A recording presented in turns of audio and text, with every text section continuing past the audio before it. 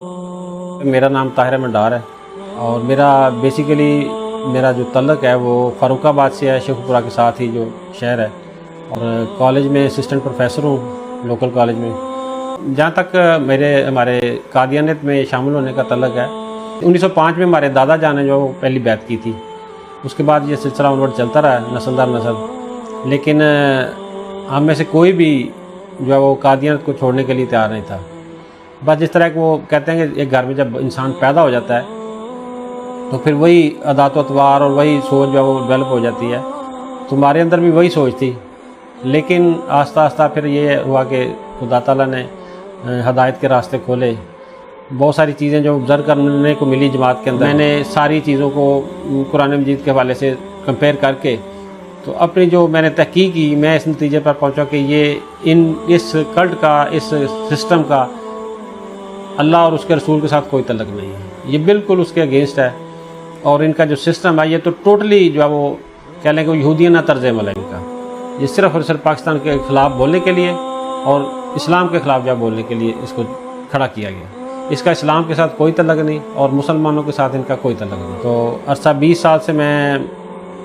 اسی سے مطلب جماعت کے ساتھ، اسپیشلی شیخو پورہ ڈسٹرکٹ کے اندر جو میں ایکٹیو رول رہا ہے اس میں۔ تو الحمدللہ میں نے اس دوران اپنے بچوں کو بھی ایجوکیٹ کیا اس میں، کیونکہ ان کا یہ طریقہ واردات ہے کہ جب کوئی ایسا شخص کھڑا ہو جاتا ہے جو کویسچن کرتا ہے ان کو، تو یہ پھر اس کو گھر سے بھی جو ہے وہ تنگ کرنے کی کوشش کرتے ہیں، اور موسٹلی جو کیسز ہیں جو ان کی یہ ہوا ہے کہ وہ سپریشن ہو جاتی ہے، میاں بیوی بچے جو ہے وہ علیحدہ ہو جاتے ہیں۔ میرے بھی انہوں نے کوشش کی ہے، لیکن الحمدللہ وہ بھی چونکہ پڑھی لکھی خاتون تھی، انہوں نے بھی ساتھ میرے کافی حد تک پڑھا تھا اور میں ان کو بتاتا بھی رہا ہوں، تو اس کے بعد پھر ان کا بھی جو وہ اس سلسلے میں زور کم ہو گیا کہ یہ اب زور ادھر بھی نہیں چلنا۔ تو الحمدللہ وہ یہ ہے کہ بیوی اور بچے جو تھے، میری فیملی جو تھی، وہ ٹوٹلی میرے ساتھ ایگری کر گئے، اور ہم نے جو کلیکٹیولی پھر اس کو اناؤنس کر دیا کہ ہمارا ان کے ساتھ کوئی تعلق نہیں ہے۔ ہم الحمدللہ اللہ اور اس کے رسول کی پیروی میں آتے ہیں، اور ان کے ساتھ بالکل ان کا دعویٰ جو ہے مرزا غلام احمد صاحب کا دعویٰ جو ہے وہ بالکل باطل ہے اور بالکل غیر قرآنی ہے، اس میں کوئی حقیقت نہیں ہے، اور اس طرح مجھے الحمدللہ اس سے ہم نے جو وہ جان چھڑائی۔ اسلام قبول کرنے کے بعد ایکچولی تو بات یہ ہے کہ محمد صلی اللہ علیہ وسلم اور اللہ اور اس کے رسول کی جو محبت تھی وہ تو الحمدللہ شروع سے دل کے اندر موجود تھی،